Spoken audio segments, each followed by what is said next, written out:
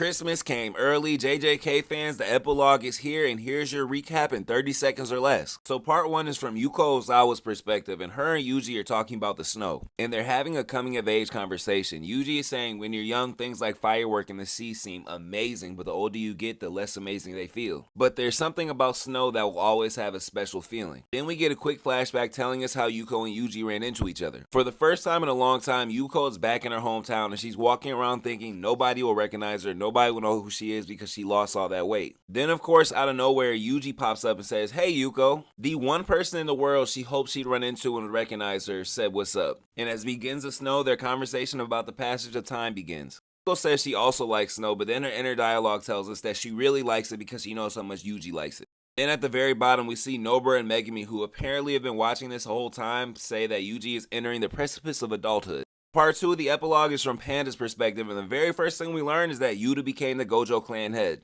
This part of the epilogue actually takes place in the future, and we're introduced to Yuta's future grandkid. Yuta's granddaughter is going through his old things, and Yuta's grandson says, "Hey, we can't touch these are granddad's sacred treasures." She finds Panda and thinks he's really cute until her brother tells her that that's actually a cursed corpse. Panda's watching this whole thing thinking the grandson has a terrible personality, and there's no way he's related to Yuta. The middle panel, we see the narrator giving Panda a description. It says, "Abrupt mutation, cursed corpse panda. After the sorcery terrorism in November 2018, its mutual observation type independent control lost function.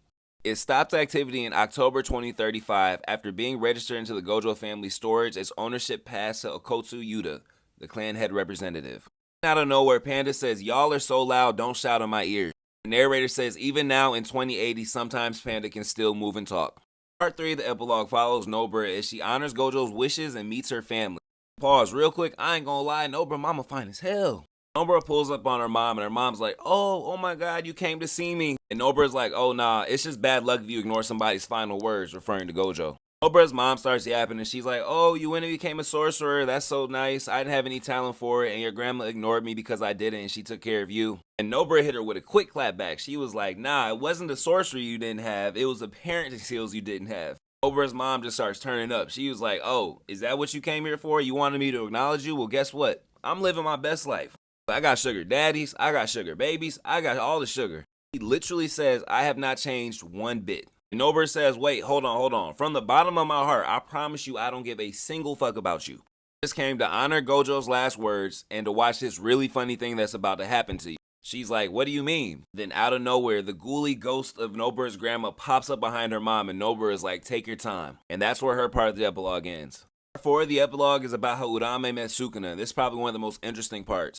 Starts with Sukuna randomly running into Uraume as a child, and everything around Uraume is completely frozen. You see their house behind him frozen. If you look really closely, the corpses of his parents are frozen.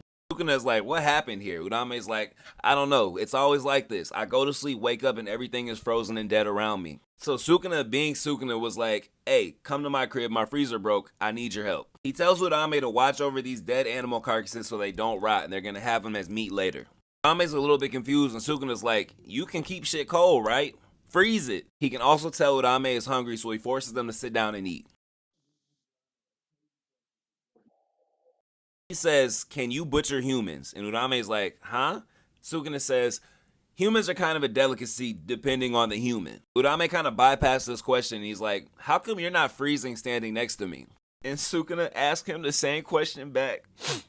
He says, "The same goes for you, kid. Why didn't you freeze while standing next to me?" They hold hands walking off into the sunset, well, into the darkness. I'm not gonna lie, that shit almost pulled a tear out my eyes. Here's your epilogue. I hope y'all enjoyed it. Let's talk about it in the comments.